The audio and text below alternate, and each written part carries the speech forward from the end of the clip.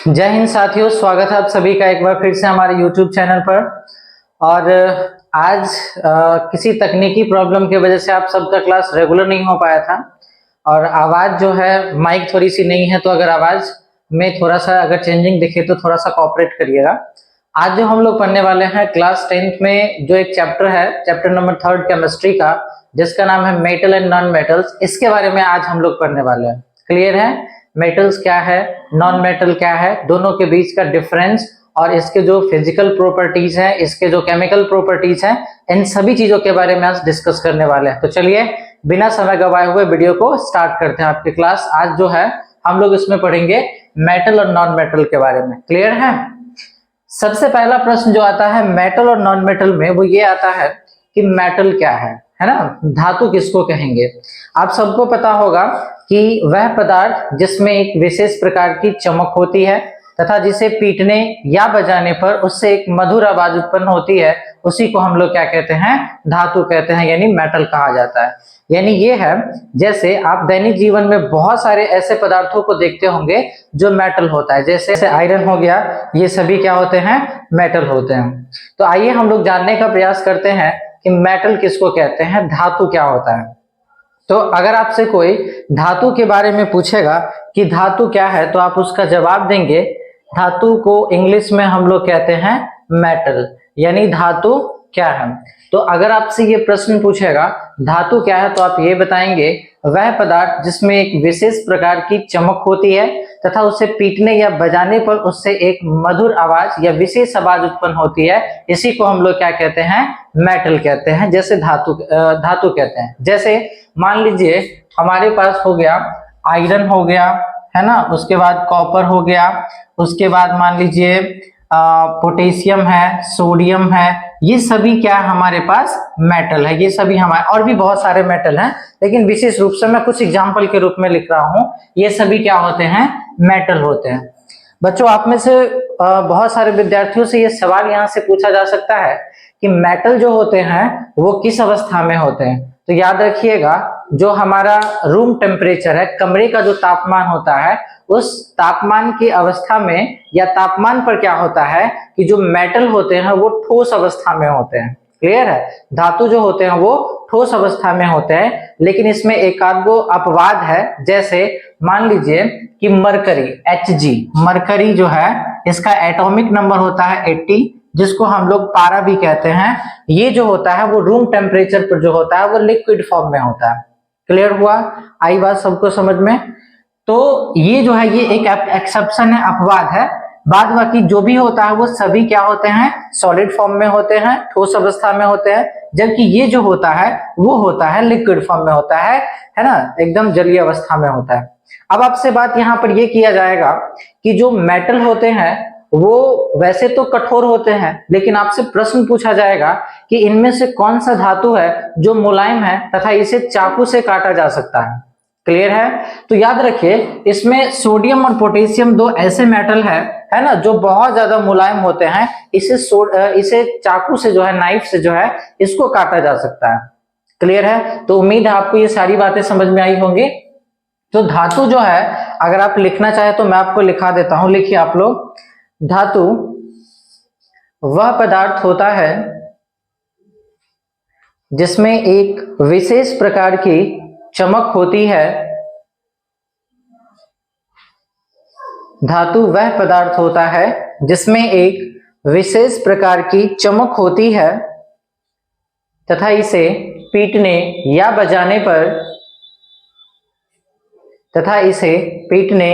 बजाने पर इससे एक मधुर आवाज उत्पन्न होती है, धातु कहलाता है। चलिए अब हम लोग बात करते हैं धातु के कुछ गुणों के बारे में। देखिए, धातु जो होता है, अभी हम लोग कुछ गुणों के बारे में बात करते हैं। हालांकि धातु का पहला गुण जो है वो इलेक्ट्रॉनिक कॉन्फ़िगरेशन है, इलेक्ट्रॉनिक विन्यास है। जैसे धातु जो होता है, अगर आपसे पूछा जाएगा कि धातु के गुणों के बारे में बताइए या धातु की विशेषता के बारे में बताइए, तो आप बता सकते हैं कि धातु कठोर होते हैं, धातु तन्य होते हैं। तन्य का मतलब होता है खींचना। आप उसको जितना खींचिएगा उतना ज्यादा खिंचाएगा। तो सबसे ज्यादा अगर आपसे प्रश्न पूछेगा कि सबसे ज्यादा तन्य धातु कौन सा होता है, तो सबसे ज्यादा तन्य धातु जो होता है वो होता है Au यानी सोना। ये जो होता है वो तन्य होता है। और आपको जानकर के आश्चर्य होगा कि अगर 1 ग्राम सोना है तो उससे 1.5 से 2 किलोमीटर लंबा तार बनाया जा सकता है। ये इतना ज्यादा तन्य होता है। सोना जो होता है वो बहुत ज्यादा तन्य होता है। तन्य का मतलब होता है खींचना। आप उसको जितना खींचिएगा वो उतना ज्यादा खिंचाएगा। क्लियर है? तो ये हो गया आपसे, ये हो गया। उसके बाद धातु जो होता है उसमें एक विशेष प्रकार की चमक होती है। उसके बाद धातु जो होता है उसका घनत्व जो होता है वो उच्च होता है। जैसे मान लीजिए कि हमारे पास ये एक लोहा का छड़ है, एक छोटा सा छड़ है, और इसको अगर पानी में ड्रिफ्ट कर दिया जाए, सपोज करिए कि हमारे पास इस तरह का एक बीकर है और इस बीकर में थोड़ा सा पानी भरा हुआ है। क्लियर है? इस बीकर में थोड़ा सा पानी भरा हुआ है और इसमें हम लोग एक लोहे की कील को अगर डाल दें तो ये लोहा का कील क्या होगा कि धीरे धीरे ये नीचे की तरफ आना क्या हो जाएगा, शुरू हो जाएगा। इसका मतलब है कि पानी का घनत्व जो है वो क्या है, कम है, और लोहा का घनत्व क्या है, ज्यादा है। घनत्व अर्थात यहां पर आप समझिए भार। क्लियर है? तो धातु जो है उसका घनत्व उच्च होता है यानी ज्यादा भारी होता है। पानी में जब आप उसको डालिएगा तो वो पानी में नीचे की तरफ चला जाता है। इससे स्पष्ट होता है कि धातु का घनत्व क्या होता है, उच्च होता है।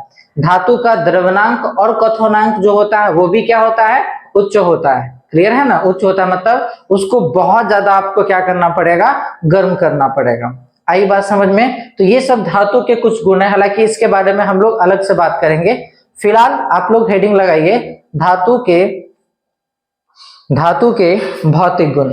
आप जो भी बच्चे इस वीडियो को देख रहे हैं मैं आपको लिखाते जा रहा हूं, आप कॉपी और पेन लेकर के बैठे हो, इसको नोट करते चलिए। क्लियर है? धातु के भौतिक गुण,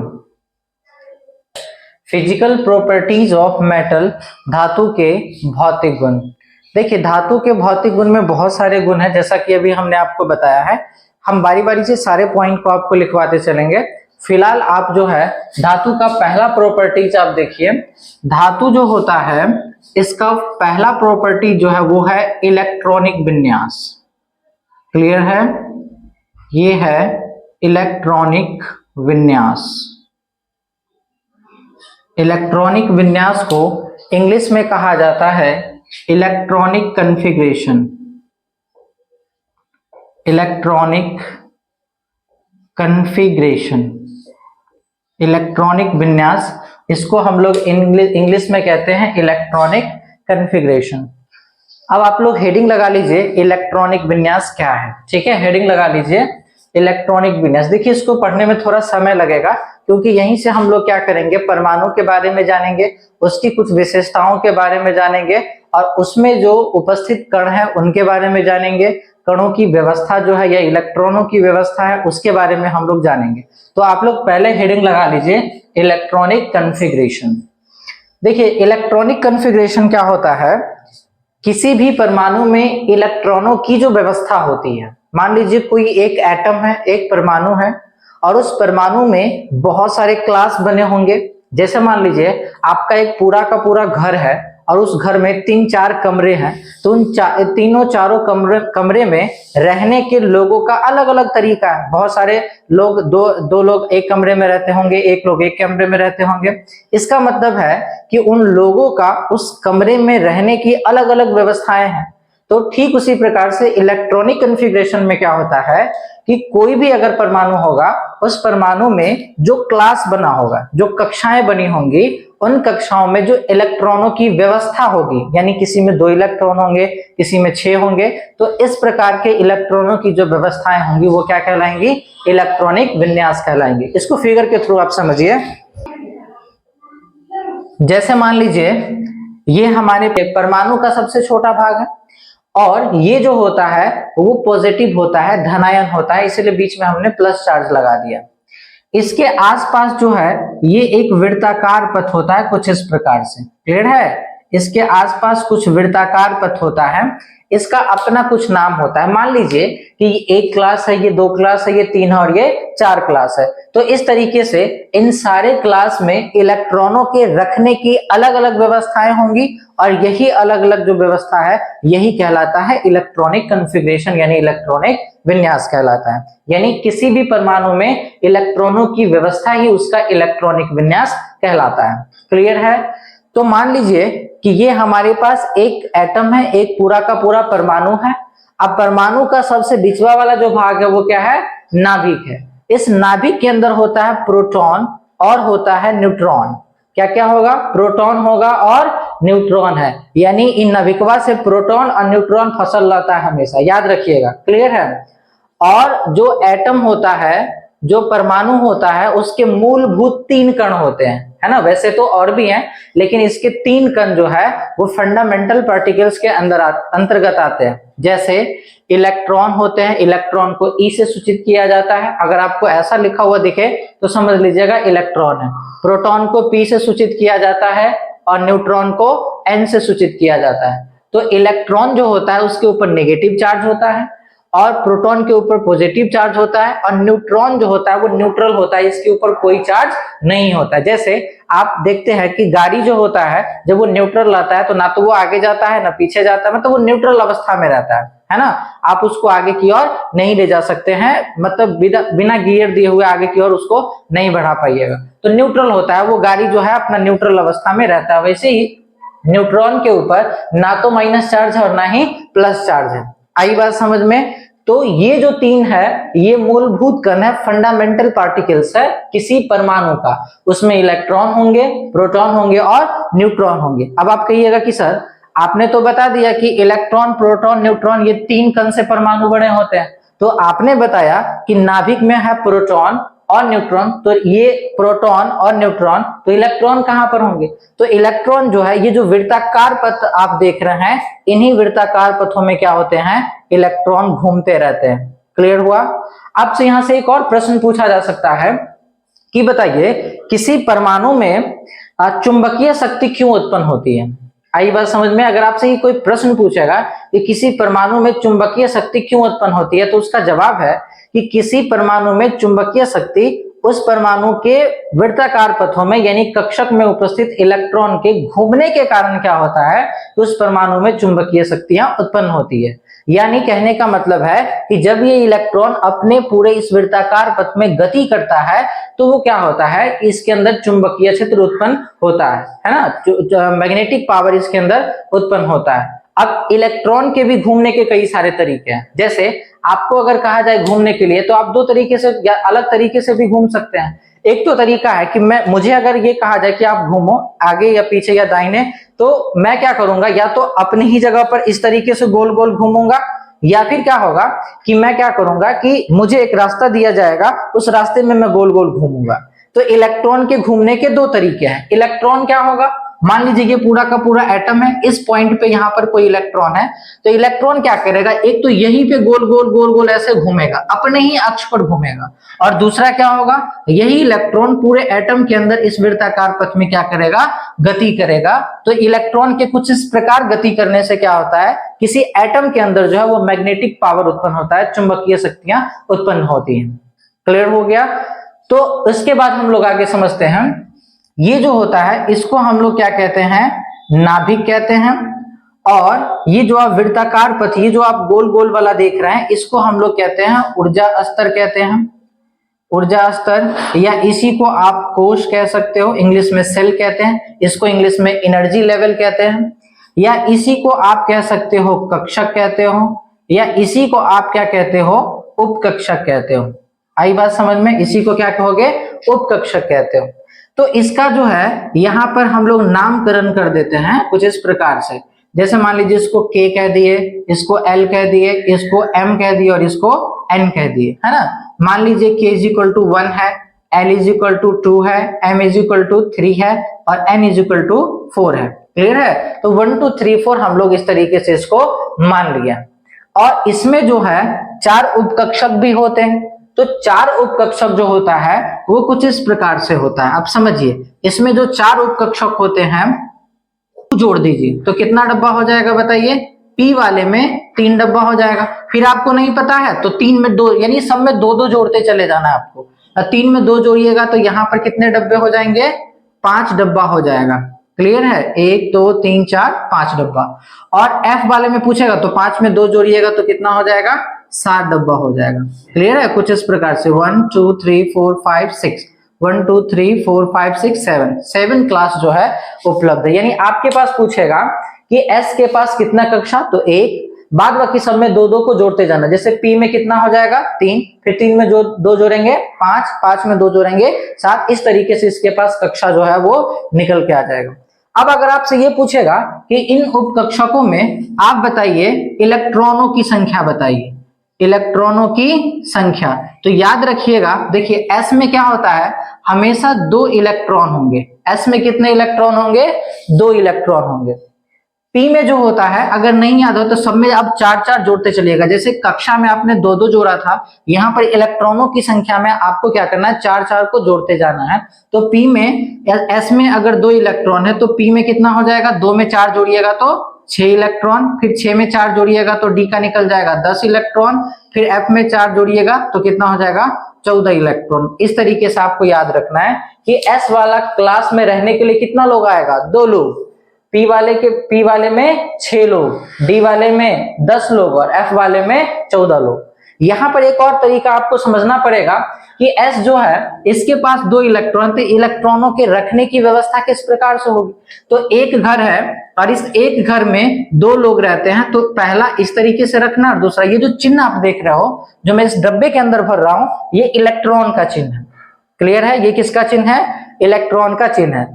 तो मान लीजिए एक ही डब्बा और 2 लोगों को रखना है तो कुछ इस तरीके से रखेंगे, लेकिन पी वाले में क्या करना है, 3 गो डब्बा है, 6 इलेक्ट्रॉन को रखना है।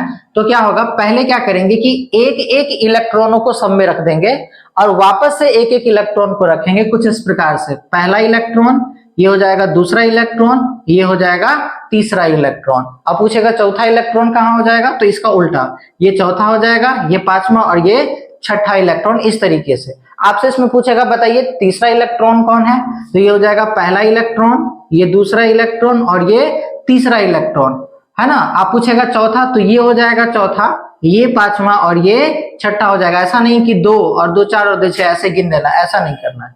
क्लियर हो गया। तो जो वापस में आप उल्टा करके इलेक्ट्रॉन का चिन्ह देख रहे हो, उल्टा करके गया है, इसको हम लोग कहते हैं युग्मित इलेक्ट्रॉन कहते हैं। क्लियर हो गया।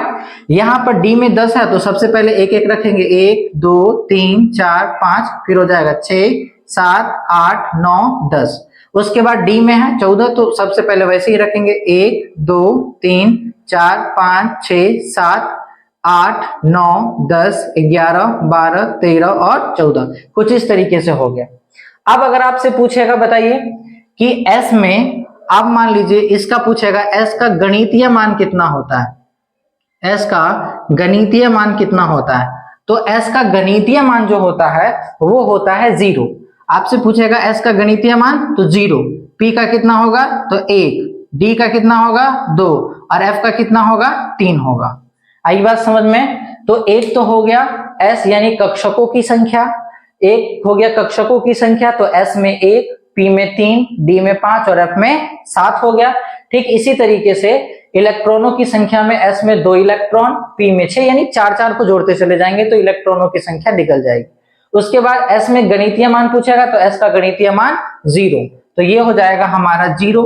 पी का पूछेगा गणितीय मान कितना है तो 1, तो ये देखिए 3 डब्बा है तो ये -1 से कहां जाएगा, +1 तक जाएगा, तो ये हो जाएगा -1, ये 0 और ये हो जाएगा +1। यहाँ पर देखिए 2 है तो ये क्या होगा, -2 से जाएगा कहां तक, +2 तक जाएगा। ये -2 -1 0 +1 और ये जाएगा +2, कुछ इस प्रकार से। और इसका पूछेगा एफ का 3 है तो ये -3 से कहां तक लिखेंगे, +3 तक लिखेंगे, तो ये -3 -2 -1 0 +1 +2 और ये हो जाएगा +3 हो जाएगा। क्लियर है। अब मान लीजिए ये इस तरीके से हो गया, कक्षकों की संख्या हो गया, इसके बाद इलेक्ट्रॉनों की संख्या होगा, इसका क्या हो गया, गणितीय मान हो गया। तो उम्मीद करते हैं कि आपको इतना कुछ इलेक्ट्रॉनिक कॉन्फ़िगरेशन के बारे में समझ में आया होगा। समझ में आ गया।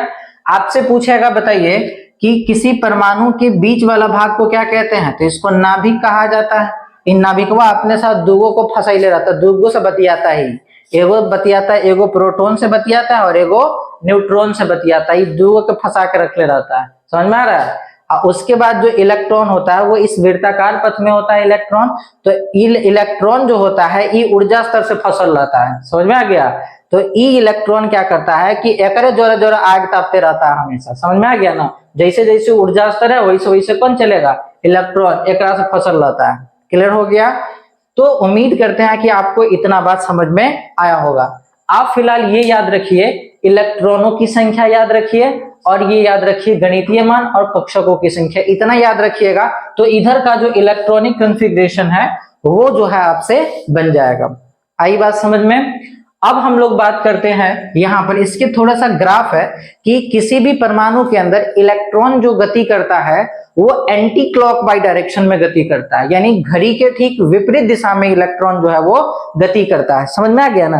तो जैसे मान लीजिए कि इलेक्ट्रॉन एक तरफ से चल रहा है तो वो क्या करेगा, उल्टा गति करेगा और फिर वापस से कक्षा में आएगा। तो इसके लिए हम लोग एक ग्राफ बनाते हैं, इसके बारे में अभी समझेंगे। क्लियर है। यहाँ पर जो है जैसे मान लीजिए एक ग्राफ बनाने के लिए हम लोग एक काम करते हैं ना, आप सबको पता है एस पी डी और एफ, ये हमारे पास 4 उपकक्षक है और इसी के आधार पर पूरा का पूरा आपका इलेक्ट्रॉनिक कॉन्फ़िगरेशन बन जाएगा। जैसे मान लीजिए पहला 1 है, दूसरा 2 3 4 5 6 और 7, इस तरीके से हम लोग एक नंबरिंग कर लेंगे। अब क्यों कर रहे हैं थोड़ी देर बाद आपको बताते हैं। ऊपर से हमेशा क्या करना है कि एक लाइन आपको छोड़ देना और यहां से करना है 2 3 4 5 6, फिर आप चाहें तो 7 8 लिख सकते हैं, इसमें कोई प्रॉब्लम नहीं है। क्लियर है। क्योंकि अभी तक जो है पेरियोडिक टेबल में 7 तक का ही खोज हुआ है, इसके बाद खोज नहीं हुआ है। उसके बाद मान लीजिए ऊपर से हमेशा आपको एक छोड़ना है, तो ये हो जाएगा 3 4 5, फिर उसके बाद आप चाहें तो यहाँ लिख सकते हैं, कोई दिक्कत नहीं, क्योंकि आगे भी जो खोज होगा वो इसी आधार पर खोज होगा। तो आप चाहे तो यहाँ पर 7 8 9 लिख सकते हैं, कोई प्रॉब्लम नहीं। उसके बाद यहाँ पर हो जाएगा, ऊपर से छोड़ना है तो ये हो जाएगा 4 और ये हो जाएगा 5। अब आपके पास क्या है कि ये 4 उपकक्षक है, तो पहला वाला में सब में हम लोग क्या लिख देते हैं, S लिख देते हैं। दूसरा वाला में क्या लिख देंगे, P लिख देंगे। तीसरा वाला में क्या लिख देंगे, D लिख देंगे और चौथा वाला में क्या लिख देंगे, F लिख देंगे। क्लियर हुआ। तो ये हमारे पास S का हो गया पूरा, ये P का हो गया, ये D का हो गया और ये F का हो गया। क्लियर है। अब आप समझिए यहाँ पर कि जो SPDF है इसमें इलेक्ट्रॉन कैसे घूमेगा। मान लीजिए ये पूरा का पूरा एक एटम है, एक परमाणु, तो इसमें एंटी क्लॉक बाई डायरेक्शन में घूमता है इलेक्ट्रॉन, तो ये इस तरीके से उल्टा चलेगा। फिर यहां से इसको काटेंगे, कुछ इस तरीके से ये कटता हुआ चला जाएगा। क्लियर है। ये इस तरीके से कटता हुआ चला जाएगा। हमारे पास कुछ इस तरह का ग्राफ है। ये तीर का सिंबल इस बात को दिखाता है कि इलेक्ट्रॉन इस तरफ से चला है और इस तरफ की ओर आया है इलेक्ट्रॉन। क्लियर हुआ ना।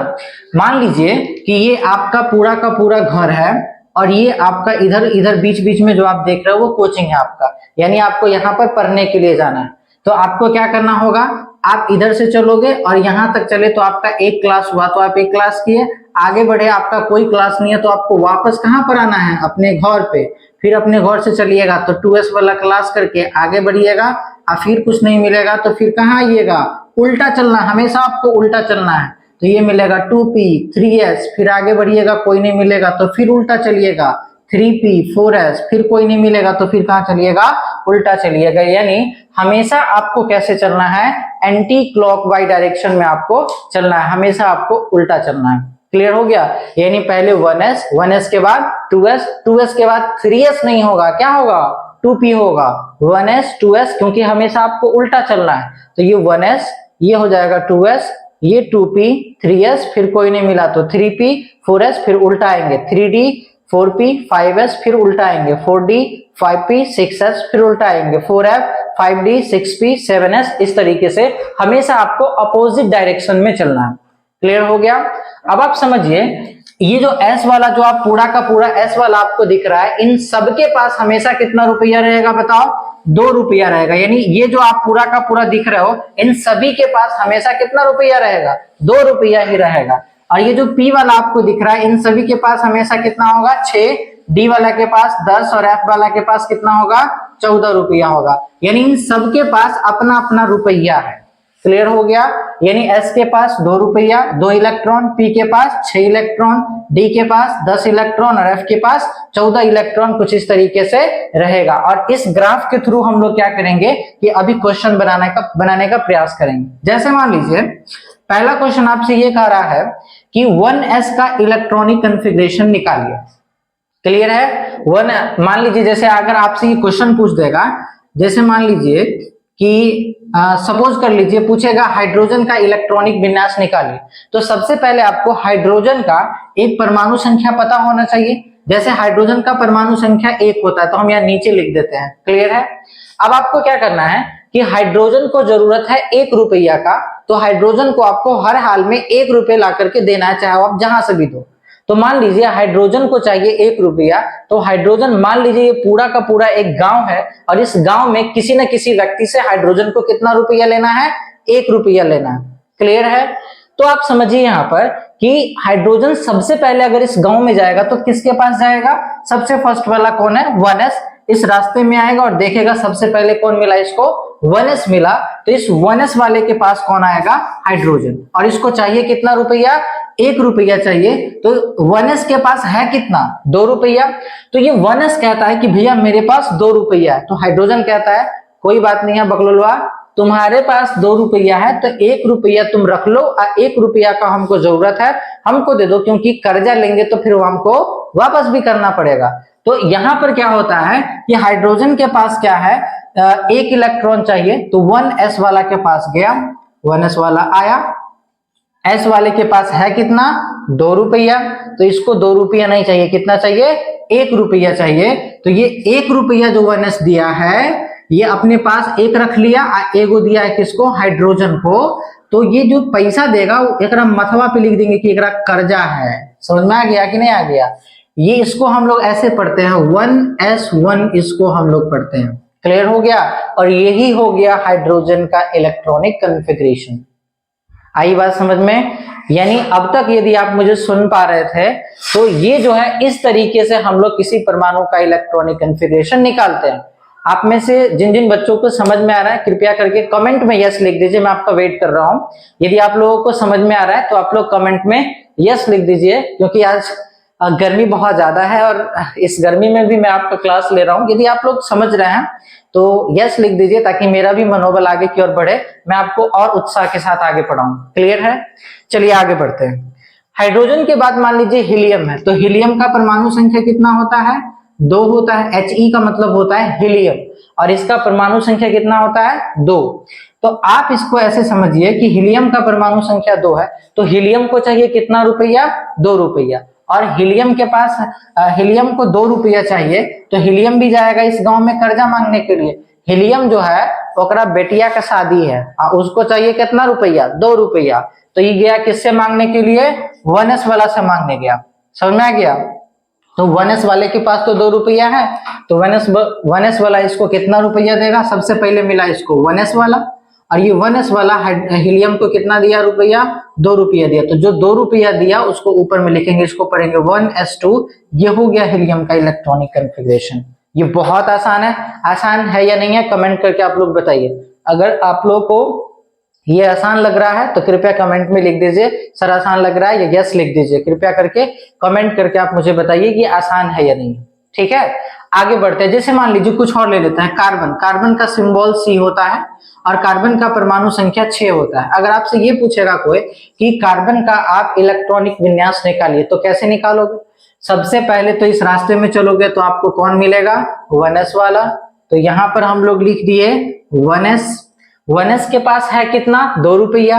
कार्बन को कितना चाहिए, 6 रुपया। तो कार्बन कहा कि भैया हमको तो चाहिए 6 रुपया।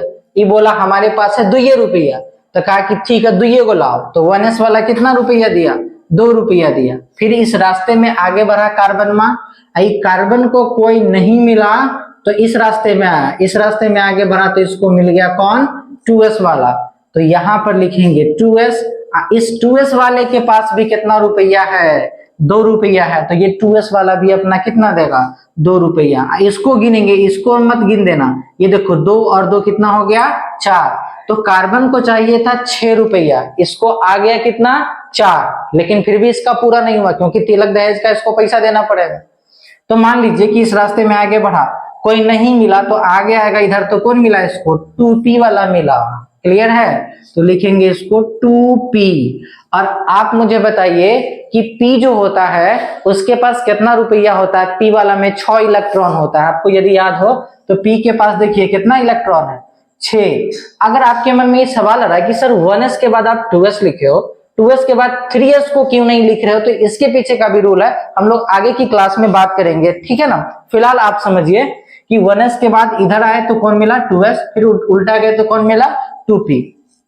p वाला के पास क्या हुआ कि कार्बन बोला कि हमको चाहिए 2 रुपया, p बोला कि हमको तो 6 रुपया है। कार्बन बोला कि अगर 6 को तुमसे लेंगे तो हमारे पास 6 रुपया रखने की क्षमता है, जिसमें से 4 रुपया किसी और से हम ले लिए, तो अब मेरे पास 6 इलेक्ट्रॉन रखने की क्षमता नहीं है, 2 इलेक्ट्रॉन और दे दो हमको। तो ये p वाला क्या किया, 4 इलेक्ट्रॉन अपने पास रखा और दे दिया कितना इलेक्ट्रॉन 2 इलेक्ट्रॉन। तो ये हो गया 2, 4 और 2 6 हो गया। इस तरीके से निकल गया किसका, कार्बन का इलेक्ट्रॉनिक कन्फिग्रेशन निकल गया। आई बात समझ में। तो कार्बन का इलेक्ट्रॉनिक कन्फिग्रेशन किसको किसको समझ में आया है वो आप लोग कमेंट करके बताइए, यस नो में कमेंट करके बताइएगा। आगे बढ़ते हैं, जैसे मान लो सोडियम का निकालते हैं। सोडियम का परमाणु संख्या होता है 11, समझ में आ गया। तो सोडियम का जो परमाणु संख्या 11 है, इसमें हम लोगों को 11 रुपया चाहिए सोडियम को। तो सोडियम सबसे पहले किसके पास आएगा भैया बताओ, 1s वाले के पास। 1s वाला कितना रुपया देगा 2 रुपया। उसके बाद इधर आओगे तो कौन मिलेगा 2s वाला, तो यहां से लिखेंगे 2s 2। आगे रास्ते में बढ़ेंगे कोई नहीं मिलेगा तो किसको देखेंगे 2p वाले को। p वाला कितना देगा 6, सोडियम को चाहिए कितना 11, तो 2 और 2 4। अब p वाला के पास 6 रुपया था, वो 6 दे दिया तो यो नहीं पूरा इसका, तो p वाला से थोड़ा आगे बढ़ेगा सोडियम, तो इसको कौन मिलेगा 3s वाला मिलेगा। तो 3s वाले के पास हमेशा कितना होता है 2 रुपए होता है, तो s वाला अपने पास 1 रुपया रख लेगा और 1 रुपया इसको दे देगा। तो सोडियम के पास यहाँ पर 1 रुपया आ गया, समझ में आ गया। तो यहाँ पर देखिए 2 और 2 4 और 6 10 और 1 11, ये हो गया सोडियम का इलेक्ट्रॉनिक कन्फिग्रेशन। आप में से किसको किसको ये पता था कमेंट करिए, और अगर नहीं पता था तो कमेंट में नो लिखिए, पता था तो कमेंट करके यस लिखिए। क्लियर है। इस तरीके से हम लोग किसी भी परमाणु का इलेक्ट्रॉनिक कन्फिग्रेशन निकाल सकते हैं। आई बात समझ में।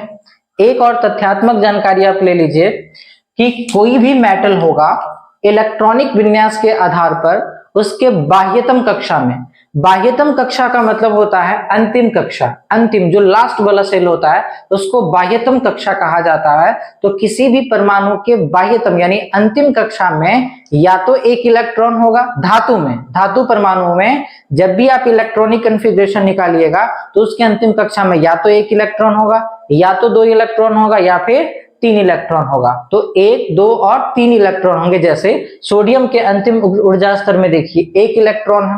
इसी तरीके से अगर आप मैग्नीशियम का निकालिएगा तो मैग्नीशियम का एटॉमिक नंबर होता है 12। इसका निकालिएगा तो मैं लिख देता हूं, आप लोग इधर से मिलाते चलिएगा। तो देखिए ये हो जाएगा 1s2 2s2 2p6 और ये हो जाएगा लास्ट में 3s2। तो अंतिम में देखिए कितना है यहाँ पर 2 है। आई बात समझ में। तो इस तरीके से कोई भी मेटल का जब आप इलेक्ट्रॉनिक कन्फिग्रेशन निकालिएगा तो उसके अंतिम में कितना आएगा, या तो 1 इलेक्ट्रॉन आएगा, या 2 इलेक्ट्रॉन आएगा, या 3 इलेक्ट्रॉन आएगा। क्लियर है। एक बात और समझिए, अगर कोई मेटल है, ठीक है, अगर कोई मेटल है तो मेटल और मेटल, सपोज करिए ये पहला मेटल है और ये दूसरा मेटल है, तो इन दोनों मेटल के बीच में अगर ये एक बॉन्ड बना हुआ है, सपोज कर लीजिए यहाँ पर भी एक मेटल है, ये भी एक मेटल है और इसके बीच में ये बॉन्ड बना हुआ है, तो मेटल और मेटल के बीच में बनने वाला जो बॉन्ड होता है इसको मेटेलिक बॉन्ड कहते हैं।